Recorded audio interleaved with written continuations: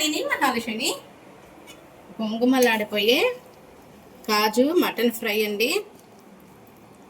ఇప్పుడే వండాను. కాజు వేసి అయితే మటన్ ఫ్రై అయితే చేశాను. చూడండి ఎలా ఉందో. చాలా చాలా బాగుంది. మటన్ చక్కగా ఫ్రై అయిపోయింది. చాలామందికి డౌట్, మటన్ సరిగ్గా ఉడకదు, సరిగ్గా ఫ్రై బాగోదు అని అనుకుంటూ ఉంటారండి. చాలామంది ఎక్కువగా చికెన్ ఫ్రై ఇష్టపడతారు, మటన్ ఫ్రై చాలా తక్కువగా. కానీ ఒక్కసారి నేను చూపించిన విధంగా ట్రై చేయండి మీరు. చూడండి మటన్ ఎంత చక్కగా ఉడికిపోయిందో. కాలిపోతుంది. చూడండి మటన్ ఎంత చక్కగా ఉడికిపోయిందో. చూసారా, మెత్తగా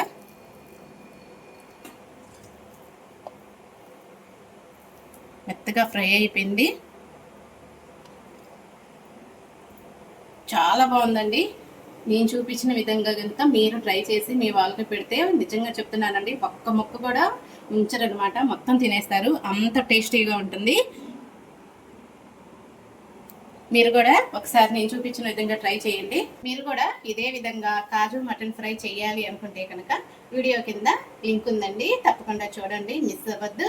అలాగే వీడియో నచ్చితే లైక్ చేయండి, సబ్స్క్రైబ్ చేసుకోండి, కామెంట్ బాక్స్లో కామెంట్ పెట్టండి.